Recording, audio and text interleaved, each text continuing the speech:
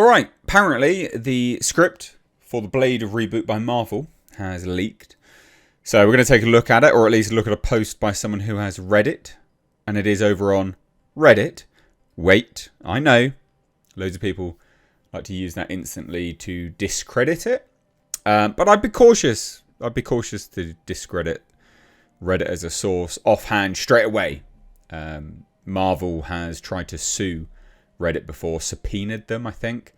Or subpoenaed Google to get the information from Reddit for the people that were leaking stuff over on Reddit. So it is a known place where people leak stuff, and even if it's not true, well, at least we're reporting on it, taking a look, and you are now well versed in the fact that it may not be true. But it ain't good. It ain't good. It builds off of what was leaked a long time ago, and it just sounds trash, to be honest. It sounds absolute trash. So thought we'd take a look at this, go through it together. Yes, it's not great. So alleged Blade script leak from 4chan. So 4chan first, then over on Reddit. Read the script for Marvel's Blade movie. The first version, anyway. Set in the 1920s, which this was confirmed, by the way. This is true. This is legit. It's not bad, but it's very different from the Wesley Snipes movies and an average MCU movie. So I can see why Marvel got cold feet about it. It plays out almost like a supernatural fairy tale, told from the perspective of Blade's daughter, Zora. Now, we actually know that this was part of the main plot, because Variety leaked this as well. They confirmed what everyone else had leaked. And it was going to be a female empowerment story and a period piece. It just sounded bizarre. But okay, whatever. So it begins with Zora witnessing her mother being killed by a pack of vampires led by main villain Aaron Thorne. And apparently Aaron Pierre was supposed to play this role.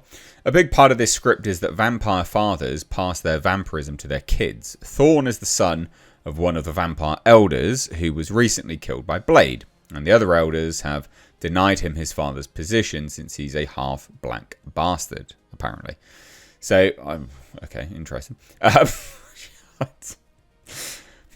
Interesting language there.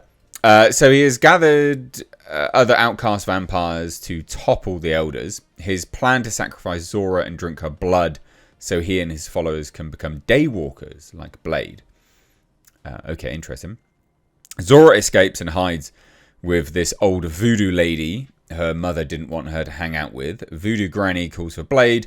The vampires track Zora down and attack Voodoo Granny's house. Blade appears, kills one of the vampires, and Thorne escapes with the other three.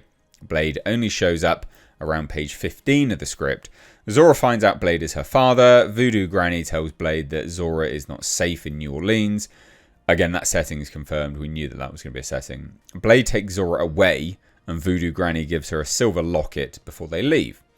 Blade drives Zora to the estate of Quincy Harker, a wealthy descendant of Jonathan Harker, whose family finances vampire hunters for generations. There, Blade and Zora meet two other hunters, Rachel Helsing and Taj Natal.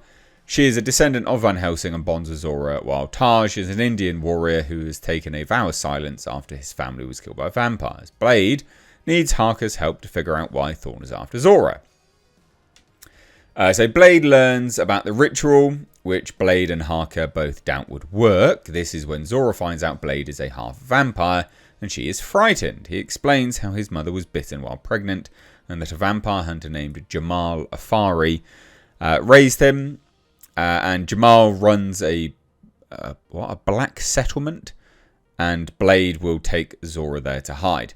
I don't think they mean like an actual black person settlement. Well, maybe it is actually. I don't know. Who knows? Whatever. Blade and Zora take a train to Jamal's settlement. They bond during the trip, and Blade reassures Zora that vampire children only develop the thirst when they hit puberty, and only become true vampires when they first drink blood. Jamal trained Blade, but kicked him out of the when Blade lost control and killed Jamal's son. The Voodoo Granny is Jamal's ex-wife, who loved Blade like a son and followed him to New Orleans. She created a potion to help Blade keep his thirst at bay. Blade fell in love with Zora's mother and got her pregnant. I mean, that is how Kids are made, but alright. He left. There's a meme in there. Unwilling to endanger her and Zora, but asked Voodoo Granny to watch over them. He then linked up with the Harkers and his network and began hunting vampires. Anyway, so Thorn and his men then attack the train, leading to a big action scene where they hunt Blade and Zora through the cars. That sounds super lame, but okay. Blade kills another of Thorn's followers and has a fight with Thorn before escaping with Zora as the train derails. They reach the settlement. Blade has a tense reunion with Jamal, but he agrees to shelter them. Zora learns Blade plans to leave her behind with Jamal and resume his crusade, and is sad. Oh, poor Zora. Jamal has a heart-to-heart with Blade where he apologises to Blade for being a bad father and chasing Blade away, and pleads Blade not to commit the same mistake with Zora. I'm not seeing where Mia Goth's character is, but alright. So when Thorn attacks the settlement with a bunch of vampires he created from the victims of the train crash, they destroy the settlement while Thorn kills Jamal and abducts Zora. Blade is captured and tortured.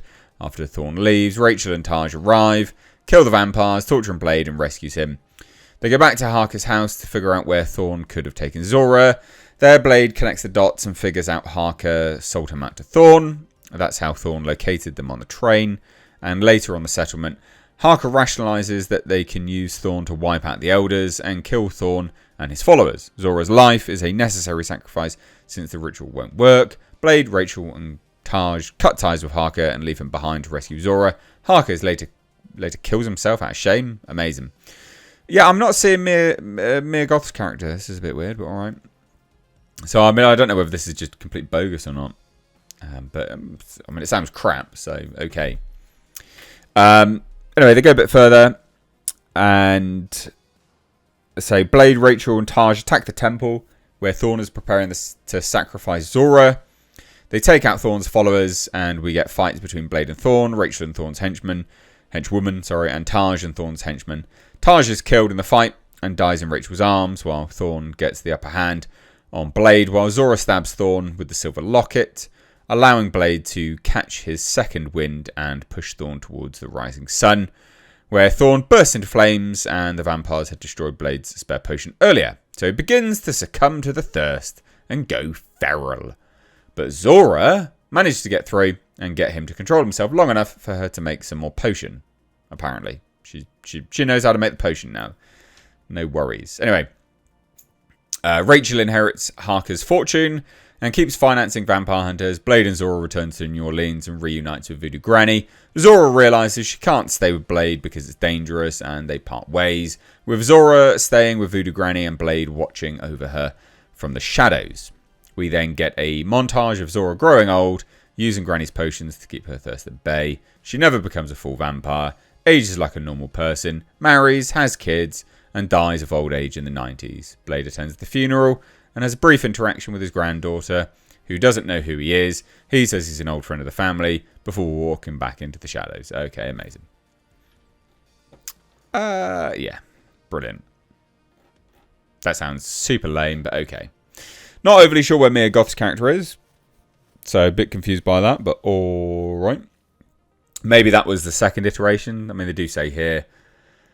Includes a huge role for Blade's daughter. Plans for Lantern star Aaron Pierre to play the villainous Aaron Thorne before Marvel Studios pivoted to Mia Goth and Lilith. There's also no mention of the Ebony Blade, which in later drafts become the Reboot's MacGuffin. So I guess, yeah, maybe it is then. Maybe Mia Goth's character was just in the second version or third version. But that sounds absolute poo. I can see why they didn't make it. A Blade is really not difficult to get right. It is beyond me, like, how they're struggling with this. It's really not a difficult property to get right. That sounded god-awful and convoluted.